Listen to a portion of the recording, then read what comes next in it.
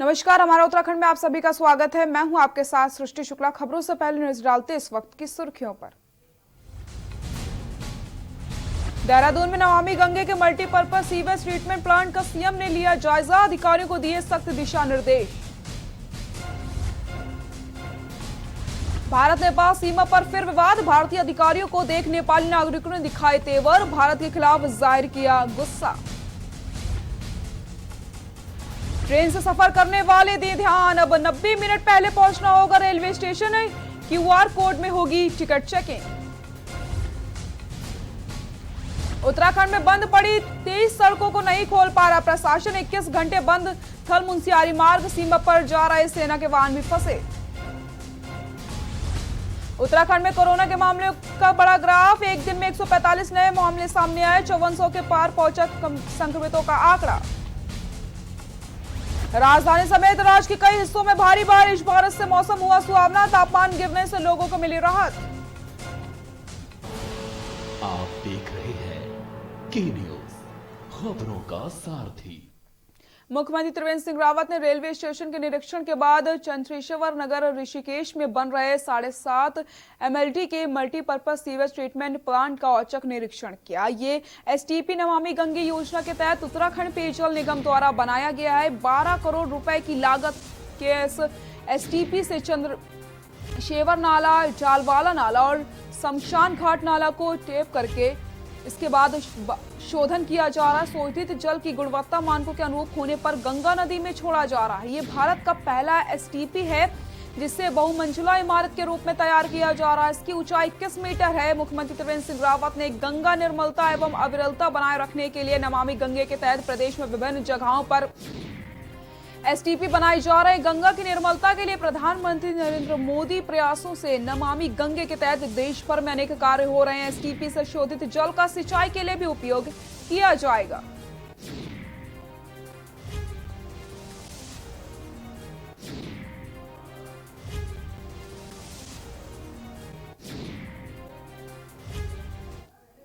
पानी पीने योग्य रहे, गोमुख से लेकर और गंगा सागर तक, उसी के तहत नमामि गंगे योजना उन्होंने लागू किया। गंगा जी के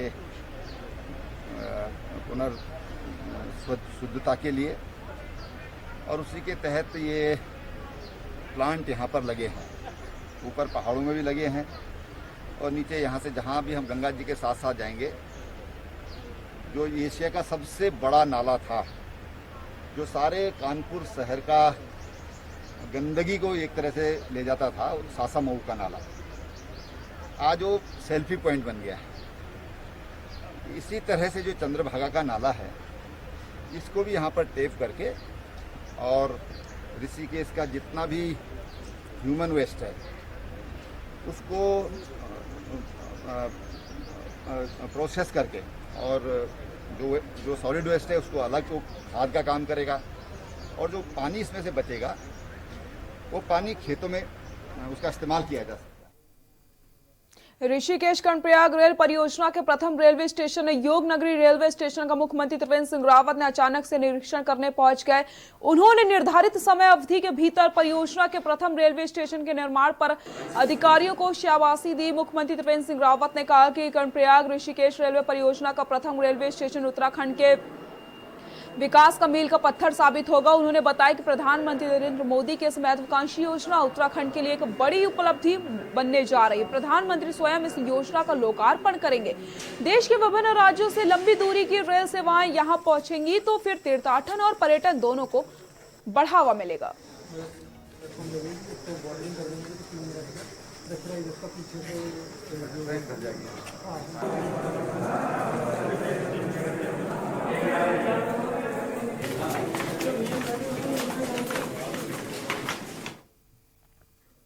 मुख्यमंत्री त्रिवेंद्र सिंह रावत ने केंद्र एवं राज्य सरकार की महत्वाकांक्षी रेल लाइन योजना के अंतर्गत हुए योग नगरी ऋषिकेश में बने रेलवे स्टेशन का निरीक्षण किया।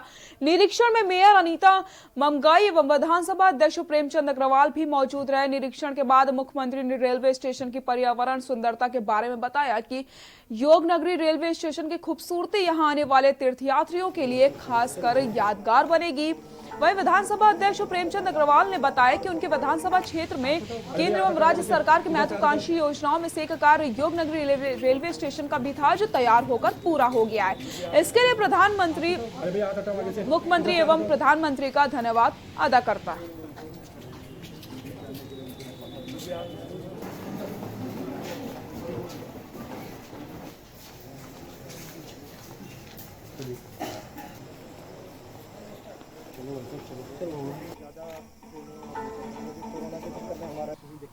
देखिए, योग नगरी ऋषिकेश मुझे लगता है कि इस एरिया का नहीं, हिंदुस्तान का एक खूबसूरत रेलवे स्टेशन बनकर तैयार है।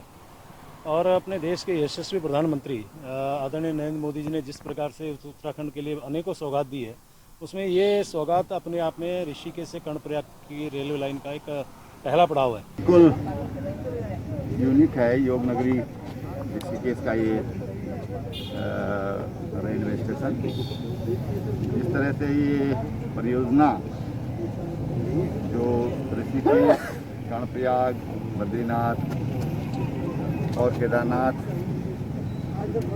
फ्यूचर में डोईवाला से उत्तरकाशी और गंगोत्री यमुनोत्री इस परियोजना से जुड़ेगा। प्रदेश में कोरोना संक्रमण काल में आए लाखों प्रवासियों को स्वरोजगार से जोड़ने के लिए राज्य सरकार मुख्यमंत्री स्वरोजगार योजना शुरू की गई। राज्य सरकार कई नए स्टार्टअप के लिए लोन देकर स्वरोजगार शुरू करने की अपील कर रही है। पर्वतीय प्रदेश में उत्तराखंड बागवानी की असीम संभावनाएं हैं। देखिए हमारी खास रिपोर्ट।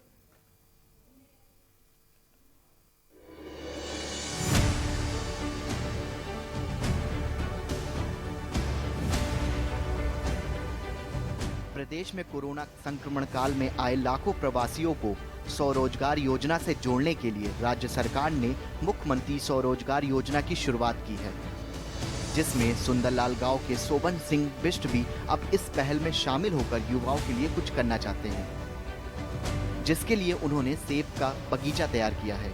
बता दें, ये छोटे छोटे पेड़ों से सजा सेब का बगीचा नैनीताल जिले के सुंदरलाल गांव के सोबन सिंह बिष्ट का है। 1 एकड़ में शुरू किए इस हाई डेंसिटी ऑर्चार्ड में सेब की उन्नत प्रजाति के 1000 पेड़ हैं। सोवन बताते हैं, इससे वो न सिर्फ आत्मनिर्भर बने, बल्कि युवा भी उनके बगीचे से प्रेरणा लेकर अपनी जमीन पर ऐसा ही बगीचा बनाने जा रहे हैं। इतना ही नहीं, सोवन ने बताया कि राज्य सरकार भी इसमें उनकी मदद कर रही है। हाँ, बिल्कुल ये परफेक्ट है। इसमें आपको गवर्नमेंट सब्सिडी भी दे रही है।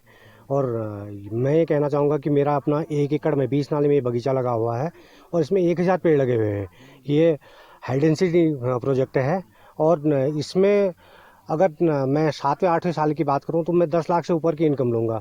जैसा कि मोदी जी का मिशन है कि हम किसानों की आय दुगनी करें, और मैं ये दावे के साथ कह सकता हूँ कि हम अगर ये हाई डेंसिटी प्रोजेक्ट लगाएं रूट स्टॉक में, तो ये कम से कम 10 गुना हम इनकम इससे ले सकते हैं। नैनीताल जिले में युवाओं को आत्मनिर्भर बनाने और उन्हें स्वरोजगार योजना से जोड़ने के लिए सोबन सिंह बिष्ट का प्रयास मील का पत्थर साबित हो सकता है। पिछले 3 सालों में उन्होंने ये बेहतरीन सेब का बगीचा तैयार किया है। उनसे प्रेरणा लेकर अब इलाके के कई युवा भी ऐसा ही सेब का बगीचा तैयार कर रहे हैं। खुद सोबन सिंह का बेटा भी बाहर नौकरी के लिए नहीं जाना चाहता है। सोच रहा था कि मैं बाहर जाके कोई जॉब करूं, तो मेरे पापा ने प्रोजेक्ट किया तो मुझे काफ़ी अच्छा लगा और मैं चाहता हूं कि इसे आगे को बढ़ाऊं, पापा के साथ उनकी सहायता करूं। तो इस बार अच्छा फल है तो देख के अच्छा लग रहा है कि मैं उनकी हेल्प करूँ और इसे आगे को बढ़ाते रहूँ। सोबन जी ने मुझे भी इसके बारे में काफ़ी बताया, तो मुझे भी बड़ी अच्छी दिलचस्पी हुई। मैं यहाँ आया और मुझे देख के बड़ी खुशी हुई ये सब पेड़ पौधे देख के। तो मैंने भी सोबन जी के गाइडेंस से 5 नाली में करीब 250 पेड़ लगाने का इस बार प्रोजेक्ट शुरू किया है।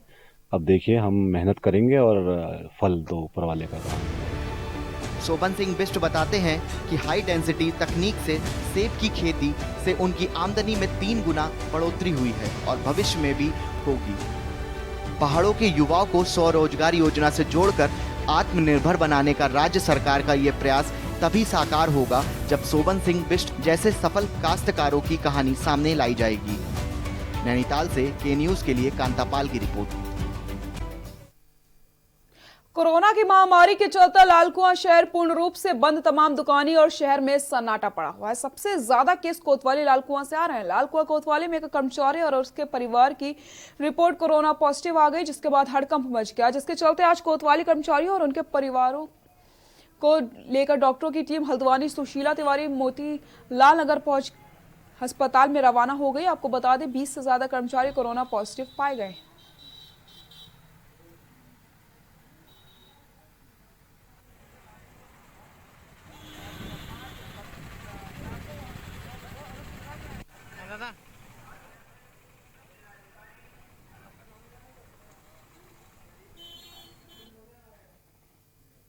वन पंचायत सलाहकार परिषद के अध्यक्ष दर्ज और राज्य मंत्री वीरेंद्र सिंह बिष्ट ने द एशियंट एकेडमी चौकड़ी में सत्कर्मा मिशन के द्वारा चलाए जा रहे पौधारोपण अभियान के तहत पौधारोपण किया। पौधों को रोपण करने के साथ ही कहा है कि पर्यावरण संरक्षण के लिए पौधारोपण अधिक से अधिक लगाने चाहिए। सभी वन पंचायतों के द्वारा पौधारोपण अभियान चलाया जा रहा है। बरसात के मौसम में भी लगातार पौधे रोपण करने की अपील एशियन सत्कर्मा मिशन के द्वारा चलाए जा रहे पौधारोपण अभियान की सराहना करी है। इस दौरान उन्होंने लोगों को कोरोना के प्रति जागरूक रहने के साथ साथ उसके बचाव की अपील भी की। इस मौके पर एशियन सत्कर्मा मिशन के संस्थापक स्वामी वीरेंद्रानंद मौजूद रहे।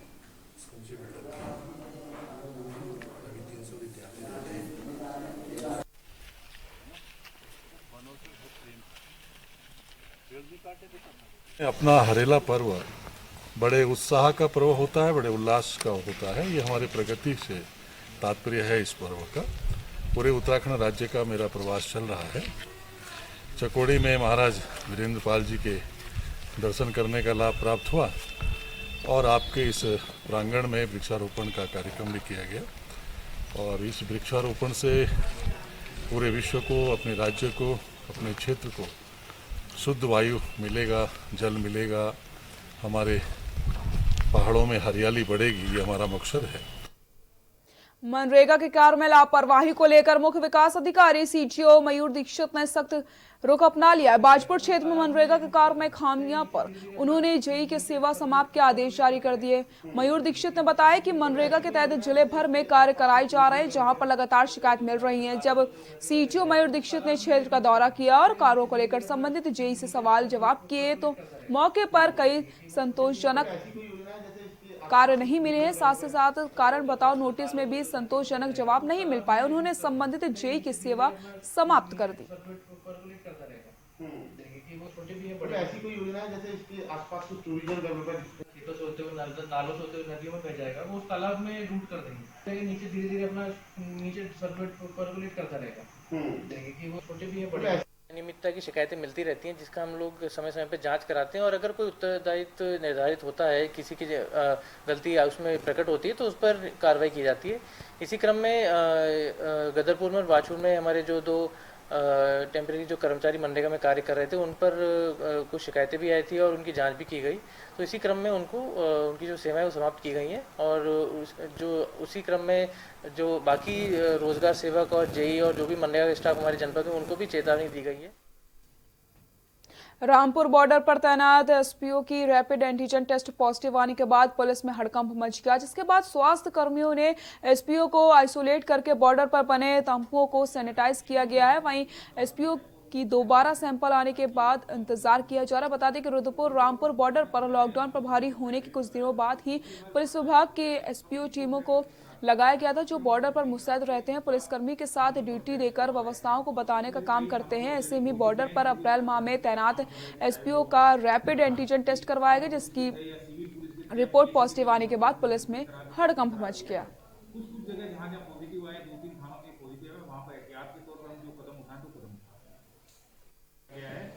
सोशल डिस्टेंसिंग और मास्क के साथ साथ में हमने कुछ शील्ड पहनने तक की भी सलाह दी है और वो पहन रहे हैं ताकि कोरोना से अधिक बचाव के लिए।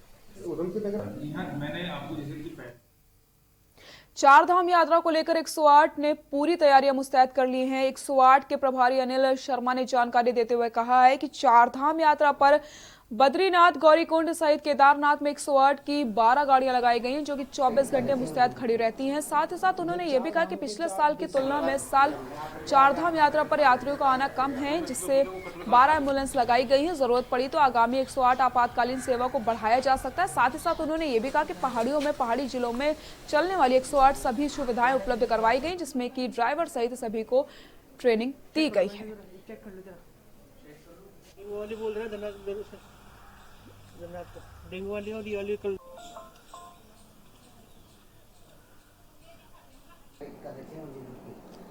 जो चार धाम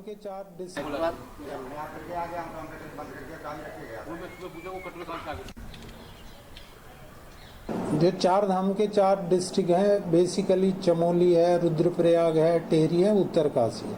यहाँ पे हम 10 से 12 एम्बुलेंस रखी हुई हैं एक्स्ट्रा, और मुख्य चिकित्सा अधिकारी के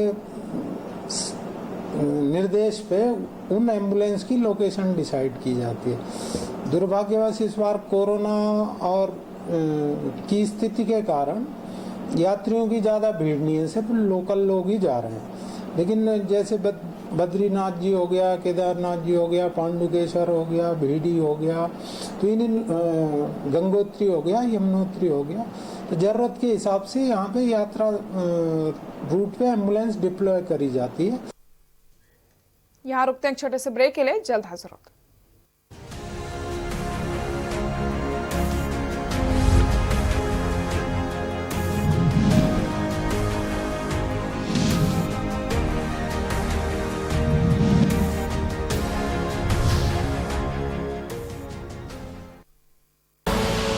आप देख रहे हैं के न्यूज, खबरों का सारथी।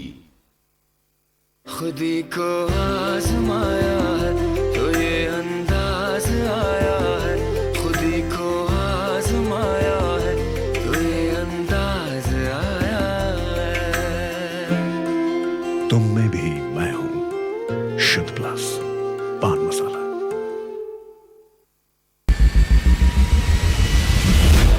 कोरोना संकट के पल पल की अपडेट आप तक पहुंचा रहे हैं 100 कोरोना योद्धा। भरत सेठी, सारिका गुप्ता, जयवीर मावी, अभिनव माथुर, मधुर मोहन दुबे, सनी कुमार, सोनू खान, दीप गुप्ता, अनिल मीना, वेदेंद्र प्रताप शर्मा, कुलदीप बोस, धर्मेंद्र सिंह चौहान, जिंद्र चौहान, रजनीश त्रिपाठी। सबसे बड़ी महामारी, सबसे बड़ी कवरेज। कोरोना संकट के पल पल की अपडेट आप तक पहुंचा रहे हैं 100 कोरोना योद्धा। जुनेद अहमद, संजय विश्वकर्मा, आमिर रजा, मोहित कश्यप, मुकेश कुमार, संदीप शर्मा, संदीप गुप्ता, आलोक मिश्रा, कृष्णा, जहीर अहमद, सिद्धार्थ प्रताप सिंह, दिलदार खान, वरुण शर्मा, अजीत गिरी, गोपाल वर्णवाल, सैयद सभी अब्बास, अर्जुन देव वासने, अमित कुमार। सबसे बड़ी महामारी, सबसे बड़ी कवरेज। आप देख रहे हैं के न्यूज, खबरों का सारथी।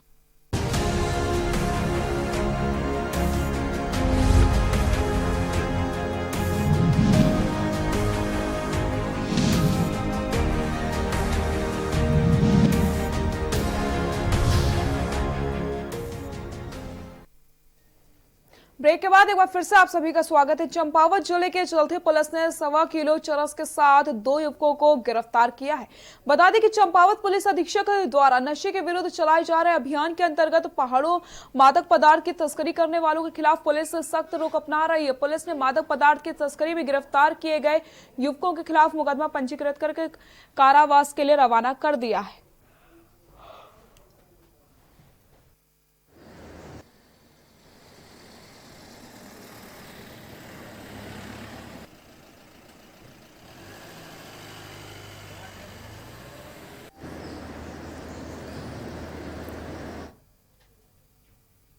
बाजपुर केलाखेड़ा में नेशनल हाईवे पर बाइक सवार 2 युवकों को ट्रैक्टर ट्रॉली ने टक्कर मार दी, जिसके बाद बाइक सवार दोनों युवकों की मौके पर दर्दनाक मौत हो गई। घटना की सूचना मिलने के बाद पुलिस मौके पर पहुंच गई और शव को कब्जे में लेकर पोस्टमार्टम के लिए भिजवा दिया। घटना की सूचना मिलते ही केलाखेड़ा थाना पुलिस मौके पर पहुंच गई। दुर्घटना के बाद ट्रैक्टर ट्रॉली चालक वाहन को छोड़कर मौके से फरार हो गया। वहीं सीईओ दीपशिका अग्रवाल ने बताया कि ट्रैक्टर ट्रॉली की कब्जे में लिया जा रहा है और चालक फरार है, जिसे जल्द ही गिरफ्तार कर लिया जाएगा।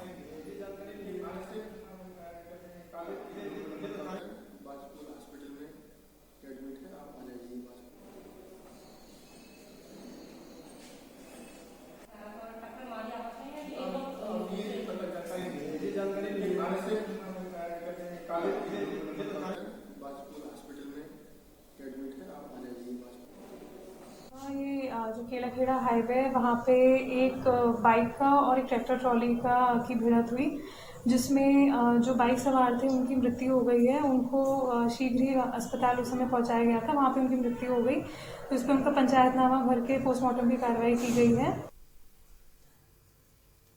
काशीपुर में किसान विकास क्लब के अध्यक्ष अरुण कुमार शर्मा के नेतृत्व में मुख्यमंत्री के नाम संबोधित एक ज्ञापन उपजिलाधिकारी गौरव कुमार को सौंपा गया। इस दौरान सोशल डिस्टेंसिंग का पूरा ध्यान रखते हुए किसान विकास क्लब अध्यक्ष सहित 2 लोगों ने एसडीएम को ज्ञापन सौंपा है। ज्ञापन के माध्यम से मांग करी गई कि कोविड-19 कोरोना वायरस की महामारी तेजी से बढ़ रही है, जिससे लोग भय व्यक्त हो गया है। किसान विकास क्लब के अध्यक्ष अरुण कुमार के मुताबिक जनता सरकारी क्वारंटाइन सेंटरों में जाने से कतरा रहे हैं, जिस पर कोरोना के लक्षण आने पर भी वो जांच नहीं करवाते हैं। अरुण कुमार ने प्रदेश के मुख्यमंत्री से ज्ञापन में माध्यम से मांग करी है कि लक्षण आने पर लोगों को अगर होम क्वारंटाइन किया जाए तो काफी हद तक लोग इसमें और निकल पाएंगे। उन्होंने कहा कि सरकार के जो भी नियम होंगे उनको लोग पूरी तरीके से पालन करेंगे और इसके विरुद्ध कानूनी कार्रवाई की जाएगी। जो भी इनका उल्लंघन करता है, अगर ऐसा पाया गया तो अपनी स्वेच्छा से खुद ही लोग जांच कराने पहुंच जाएंगे।